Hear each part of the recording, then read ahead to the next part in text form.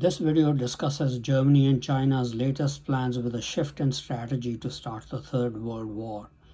Hello friends, this is Unmasked Truth with Harmanjit Saini, where I provide unique analysis of world events based on the unmasked truth that after surrender, Germany continued World War II clandestinely and became a killing machine. I also provide true news that you will find nowhere else. Germany and China have been trying to start the Third World War since 2014, beginning with use of their latest weapons to bring down aircraft such as Malaysian, Indonesian, Ukrainian, and Ethiopian airliners, and US military helicopter and Osprey aircraft. Then they tried to use Iran to start a war with the United States. Killing of Iranian General Soleimani by the United States put an end to that. Then they tried to use Modi's India to kill all about 50,000 Sikhs in the Indian military in the hope that the Sikhs ally the United States will come to their aid, thus starting a war. The US responded by killing India's top general Bipin Rawat, his wife, and 12 other officers and soldiers by bringing down their helicopter. That put an end to those attempts. Then they tried to inveigle the Taliban regime in Afghanistan to attack North India through Pakistan to take Kashmir and kill Sikhs in India. But when the Taliban regime was threatened with destruction of the cities with nuclear strikes, the Taliban regime backed off. Since then, China has installed nuclear weapons in Afghanistan for the Taliban regime to retaliate if attacked with nuclear weapons. They have tried to provoke Russia into starting a global war, but Russia has been content in killing German and German masqueraders fighting in Ukraine and destroying many cities in retaliation for rather than directly attack Germany. None of these attempts to engage the United States in a war with proxies have succeeded. However, China can still use all these allies in a world war. Now there has been a change in their strategy. I hope by now people understand that though the Germans don't believe that the God of the Bible is the supreme God, they still adhere to Bible prophecies and try to fulfill them. In my ebook World in Bible Prophecy, available free on my religion website www.churchofgodmessage.com, this is what I've written on in chapter 5. Ezekiel 5 verses 1 to 2 provides details about this war and what follows soon after. And you, son of man, take a sharp knife, take a barber's razor, and cause it to pass upon your head and upon your beard. Then take balances to weigh and divide the hair. You shall burn with fire a third part in the midst of the city when the days of the siege are fulfilled.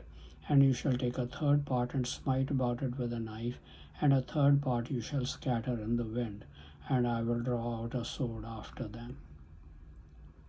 This prophecy indicates that the Israelite countries, meaning United States, Britain, Canada, White South Africa, Australia, and New Zealand, are first going to be besieged, most likely an economic siege for a period of about 390 days or 13 months, as described in the siege in Ezekiel 4 verses 3 to 6, which state, Then take an iron pan, place it as an iron wall between you and the city, and turn your face toward it. It will be under siege, and you shall besiege it. This shall be a sign to the people of Israel. Then lie on your left hand and put the sin of the people of Israel upon yourself. You are to bear their sin for the number of days you lie on your side.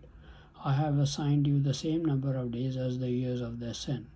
So for 390 days you will bear the sin of the people of Israel.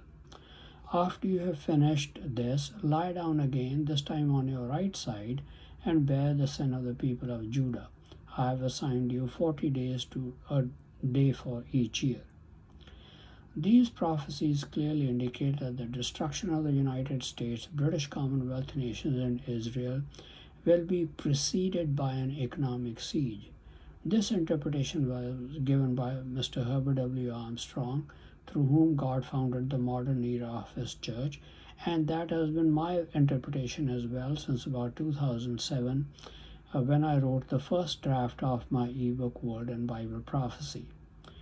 It seems that the Germans and German masqueraders have come to the realization that their attempt to start the Third World War have not succeeded because they've been trying to do it in ways not indicated by Bible prophecy. They seem to have changed their strategy to fit in with Bible prophecy. Thus, it seems that Germany and China are preparing to economically isolate the United States, British Commonwealth nations, and Israel, in effect laying an economic siege. They will do their best to stop our imports and exports, which will be a signal for German masqueraders and their allies in our midst to start a civil war to protect all the tens of millions of them who have participated in murders of white persons of non German ancestry from being executed. So, here are the latest developments that steps are being taken to lay an economic siege on the United States, British Commonwealth nations, and Israel. Germany and China have German masqueraders, who are people of German ancestry living in our countries, and their allies solidly behind them because these people have murdered more than 10 million whites of non German ancestry and caused 30 to 40 million white babies to be aborted. And the non masquerader side is now killing them by the hundreds every week. They will support an invasion by a German led alliance so that tens of millions of them can escape justice for these murders. They will also fully support Germany and China's economic siege of our countries. They also have substantial control of government and the military in our nations, and they are in alliance with the Germans and Chinese. Germany started building this alliance against people of non German descent in the United States, Britain, and Israel soon after the end of World War II with the goal of destroying them and taking over the lands for themselves.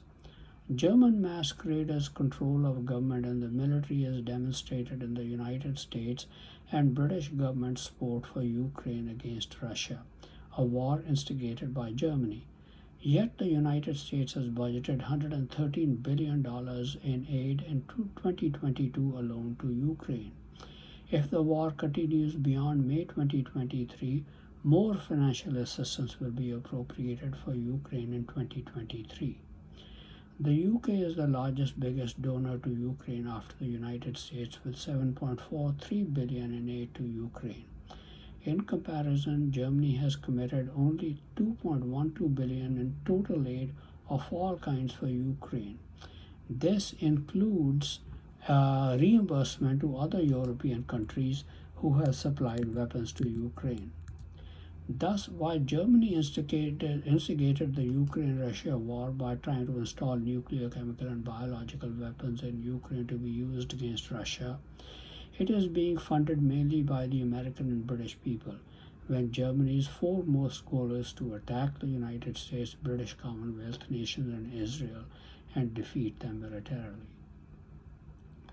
So, Germany and China are using German masqueraders to drive Russia away from the United States and Britain and into the arms of China. The USA and UK are supplying ever more sophisticated weapons to Ukraine, which are enabling Ukraine to inflict heavy losses on Russia, though it is also taking losses in equal measure. President Putin of Russia cannot take that lightly and overlook it because Russia faces an existential threat from Germany, NATO, and the European Union. Actions of the United States and UK governments have turned Russia into their enemy because their actions in supporting Ukraine are hurting Russia very badly. Sanctions by United States and Europe are hurting Russia's economy, whereas their military support to Ukraine is inflicting heavy losses on Russian armed forces. NATO Secretary General Jens Stoltenberg said in an interview with the Guardian newspaper that Vladimir Putin has no immediate plan for peace in Ukraine, and so the West needs to brace itself to supply lethal aid to Kyiv for a long time to come. He is fighting a war of attrition, reaching out to authoritarian regimes like Iran and North Korea and others to try to get more weapons. Thus, masqueraders in the United States and Britain have driven Russia away from themselves and into the waiting arms of China, which is taking full advantage of the opportunity. First of all, China is getting energy supplies from Russia at a deep discount because of the sanctions imposed on Russia's energy exports. In addition, because of the sanctions, most North American and European companies have pulled out of Russia, allowing China to step in and supply Russia's industrial and consumer goods needs. China has not offered to make any investments in Russia to replace the investments lost because of pullout of the North American and European countries. This means that Russia will have to buy Chinese consumer goods rather than have them manufactured in Russia by Chinese companies. Russia's financial transactions have also been sanctioned. According to the Congressional Research Service reports of the U.S. Congress, overall, U.S. sanctions restrict dealings with 80% of Russian banking sector assets. In general, the sanctions make it hard, if not impossible, for Russian financial institutions to process transactions in U.S. dollars. U.S. allies have imposed similar restrictions on Russian financial institutions. As a result, Russia has been driven further into the arms of the Chinese, with trade and financial transactions between Russia and China increasingly being handled in the Chinese yuan. According to the Wall Street Journal, a spokesperson for the Russian Ministry of Finance said the yuan is taking an increasingly important role in its sovereign wealth fund, which doubled the share of yuan it can hold to 60% in December. Russia began cutting its dependence on the dollar in 2014 after its annexation of Crimea. By 2018, as the US imposed additional economic sanctions, the country began to sell its holdings of US Treasury bonds and explore trade in rubles and other currencies.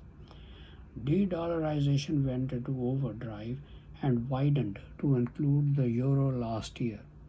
Western countries froze some $300 billion of Russia's foreign reserves and banned some of its banks from the SWIFT messaging system that underpins most global payments in response to Russia's invasion of Ukraine.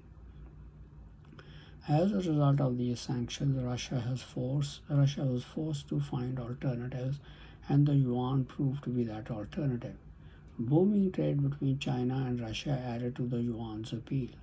China has become a major buyer of Russian oil that is shunned by the West, while Russia has grown more dependent on China for semiconductors and other technology. Being shunned by the West and demonized, and now labeled a war criminal by being indicted by the International Criminal Court with a warrant out for his arrest, President Putin fell into the Chinese lap. Xi Jinping of China lost no time and paid a visit to Moscow, calling Putin his dear friend. According to the Washington Post, Xi said Chinese-Russian ties had gone far beyond bilateral relations and are of vital importance for the modern world order and the fate of mankind. Putin also called Xi his dear friend and said relations between Russia and China had reached the highest point in the entire history of our two countries. He said the talks proceeded in a warm, comradely, and constructive atmosphere and had been successful. The leaders signed agreements on strategic cooperation and economic ties till 2030. According to National Public Radio, consolidating and developing China-Russia relations is a strategic choice made by China based on its own fundamental interests. Chinese state media reported Xi as telling Putin on Monday. At the end of the visit, President Xi invited President Putin for a visit to China this year. When Xi was visiting Russia, Japanese Prime Minister Fumio Kishida made a surprise visit to Ukraine, criticizing human rights violations by Russia. Actually, China's relationship with Russia has become deeper than seems on the surface. The U.S. Secretary of State Antony Blinken and the CIA Director William Burns have publicly expressed confidence in the intelligence that China is considering providing lethal military aid to Russia and warned China against it. They have stated that China is already providing dual-use technology to Russia. Meanwhile, China has denied it is considering sending lethal aid to Russia, calling the U.S. accusation disinformation. Lieutenant General H.R. McMaster, former National Security Advisor in President Trump's administration, stated on CBS's Face the Nation program that he does not believe China's denials and that it is already supplying lethal weapons. He says in the coming days and weeks ahead we will see more evidence of that.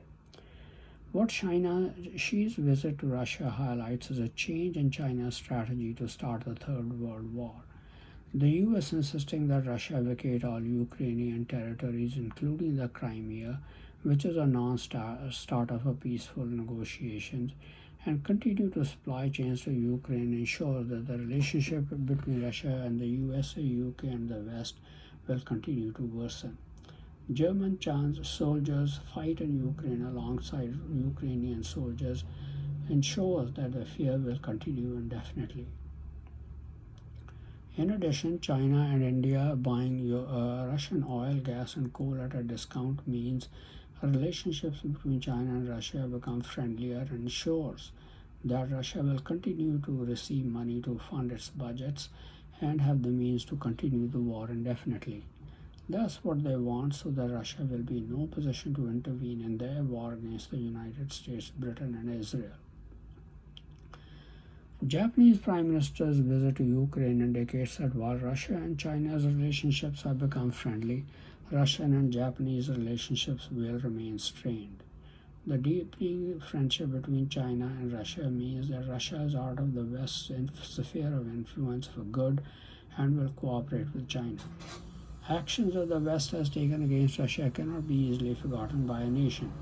China and Germany's new strategy seems to be to isolate the United States, British Commonwealth nations, and Israel economically, effectively laying an economic siege on these nations. Now, we've already seen how financial sanctions Russia have forced Russia away from the dollar and euro into trade in the Chinese yuan. But Germany and German masquerader-led government of Prime Minister Rishi Sunak have helped create an Indian rupee bloc, also of which they have become a part, so that more international trade is driven away from the US dollar. Firstpost.com reported, Indian rupee is edging closer to becoming an international currency, with more and more countries working to de-dollarize global dollar. Several nations have expressed interest in facilitating international trade in Indian rupees and to make the process smooth. India's central bank, Reserve Bank of India or RBI, has given approval for opening 50 special rupee escrow accounts in 18 countries, including Russia and Sri Lanka. India's Minister of State for Foreign Affairs, Bhagwat Karad, said, out of the 18 countries, Russia has been vocal in facilitating trade in local currency for the overall process of de-dollarization. The 18 countries that were allowed to trade in Indian rupees are Russia, Singapore, Sri Lanka, Botswana, Fiji, Germany, Guyana, Israel, Kenya, Malaysia, Mauritius, Myanmar, New Zealand, Oman, Seychelles, Tanzania, Uganda, and the United Kingdom. The SRVA's account holders are allowed to invest funds balance in Indian government securities. This facility is being provided by the RBI to help popularize the new arrangement. UAE and other nations are planning to join the group soon. Notice that in addition to Russia, Germany, and the UK, the world's fifth and fourth largest economies are part of this group because they are important trading partners with India. The real result of this arrangement is that the dollar will become less important as a reserve currency in the world. More importantly, Germany and China's goal, along with India's, is to isolate the USA economically, effectively laying a siege on its economy. China and Germany have created systematic leverage over the global economy in the following ways. China's control of many nations' economy has been facilitated by investments in its Belt and Road Initiative, or BRI. The U.S. Council on Foreign Relations states Xi's vision for BRI in 2013 included creating a vast network of railways, energy pipelines, including the highways and streamlined border crossings, both westward through the mountainous former Soviet republics and southward to Pakistan, India, and the rest of Southeast Asia. Such a network would expand the international use of Chinese currency, the renminbi, and break the bottleneck in Asian connectivity, according to Xi. In 2018, the Asian Development Bank estimated that the continent faces a yearly infrastructure financing shortfall of over $900 billion. In addition to physical infrastructure, China has funded hundreds of special economic zones or industrial areas designed to create jobs and encouraged countries to embrace its tech offerings such as the 5G network powered by telecommunications giant Huawei. She subsequently announced plans for the 21st Century Maritime Silk Road at the 2013 summit of the Association of Southeast Asian Nations, or ASEAN, in Indonesia. To accommodate expanding maritime trade traffic, China would invest in port development along the Indian Ocean and Southeast Asia, all the way to East Africa and parts of Europe. China's overall ambition for BRI is staggering. To date, 147 countries, accounting for two-thirds of the world's population and 40% of global GDP, have signed onto projects or indicated an interest in doing so. Analysts estimate the largest so far to be estimated $62 billion China-Pakistan Economic Corridor, or CPEC, a collection of projects connecting China to Pakistan's Gwadar port on the Arabian Sea. In total, China has already spent an estimated $1 trillion on such efforts. Experts have indicated that China's expenses over the life of the BRI could reach as much as $8 trillion, though estimates vary. One can see the massive leverage China already has over economies of many nations in the world because of the high interest Chinese debt they are burdened with. The contracts China signed with foreign governments often contain clauses that restrict restructuring with the group of 22 major creditor nations known as the Paris Club. China also frequently retains the right to demand repayment at any time. These contracts give China enormous leverage over the economies of nations that have taken out Chinese loans under the BRI projects. More than 130 countries have endorsed the BRI projects. The most likely way China would exercise its leverage is to demand that its high-interest loans be regularly serviced, which would put a strain on many nations' finances. China will then offer concessions only if the nations agree to go along with its policy of isolating the USA, British Commonwealth nations, and Israel economically. Those that refuse will have their loans recalled. Because the debt burden is too high,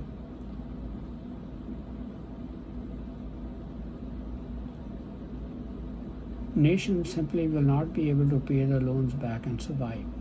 Default is a certainty. China could then demand land in payment. The nations that refuse will invite invasion by China, beginning with economic siege. Almost all nations will then fall in line. China's fishing vessels that straddle the globe are militarized dual-use vessels and can function as a part of China's navy. These fleets could be used to transport the armed forces, military equipment, and supplies, and threaten nations that don't comply. China has also gained other leverage. For example, it controls the river waters of Southeast and South Asian nations through dams built strategically. It can withhold river waters to destroy their agricultural output or cause floods. Those nations will fall in line in a hurry. I've already seen first-hand evidence of Germany and China's control over our trade. My local Walmart and Sam's Club import canned tuna fish from Vietnam and Thailand. For some time, the imported fish was good. Then the fish became adulterated with glue so that it is no longer edible. In the same way, they simply cannot get right size men's underwear in the United States. The elastic band is so tight that it is extremely uncomfortable and restricting on the stomach. Similarly, all socks of every kind are so tight that blood circulation to the legs is no longer freely flowing. They are also able to contaminate our medicines, candy, and other consumer products. Even much of mangoes, bananas, and other fruits coming from Latin America are either rotten or adulterated with glue. This indicates that China and Germany can use threats effectively to coerce most nations to fall in line if they decide to stop exporting to our nations. The greatest leverage China has over the United States and British Commonwealth nations is that it is a major player in the supply chains for virtually every industry. Not only is it a key player in the supply chains of our countries directly, it is also an important player in the supply chains of other nations because many ingredients for manufacture of end consumer products are sourced from China. For example, India's pharmaceutical industry, a key supplier for generic drugs to the United States, sources many of its ingredients from China. Of course, China may be able to forego revenues for exports for about 13 months of a siege and totally disrupt American and British supplies, creating shortages of virtually all types of consumer goods in our stores. It will also create chaos leading to violence and bloodshed.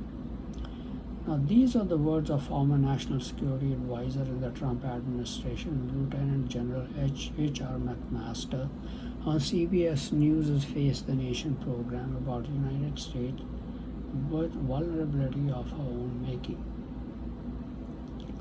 China is supplying weapons and munitions by buying more oil and gas. China is supporting Russia's lethal capabilities.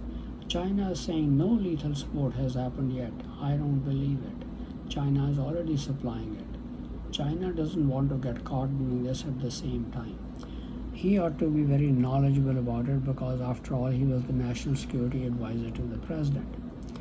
Now, he writes they are supplying all sorts of technological capabilities, helping Russia under the Ukrainians. At the same time, they are saying China is open for business as they try to appeal to China and other nations to prop up their mercantilistic model even as they commit genocide. Just 2 weeks ago, in the People's Congress, the 11th, gave 4 speeches essentially preparing the Chinese people for war. These were jingoistic speeches. He also made it clear that the country's economy is going to dominate over the free market economy for the tech sector.